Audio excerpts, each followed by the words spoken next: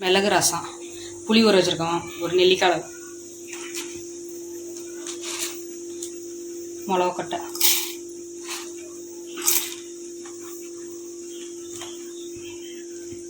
சீரகம்,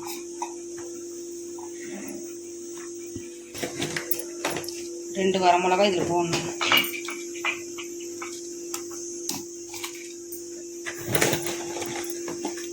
ரெண்டு தாளிக்கிறதுக்கு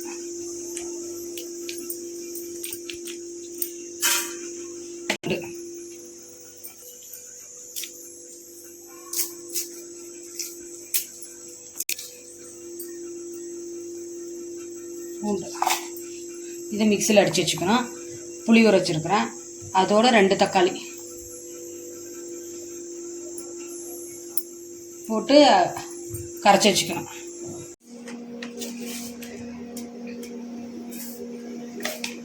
கடுகு,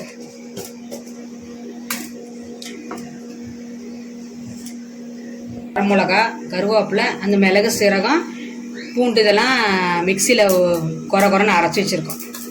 இதை போட்டு தாளிக்கணும்.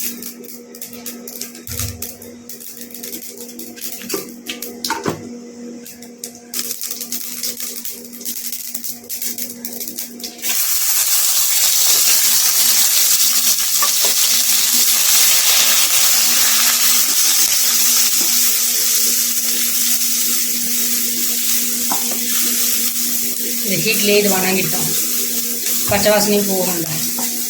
அதுக்கப்புறம் கரைச்சி வச்சுருக்கிறவங்கள நம்ம எல்லாமே போட்டு அதை அப்படியே ஊற்றிக்கணும். இப்போ நல்லா காரசாரமாக மிளகு ரசம் ரெடி. கொத்தமல்லி ஒரு கொதி வர்ற மாதிரி இருக்கும்போதே கொத்தமல்லி தழை தூவி இறக்கிடணும். மிளகு ரசம் ரெடி.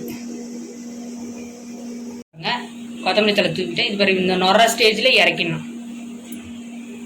ரசம் ரெடி, மிளகு ரசம்.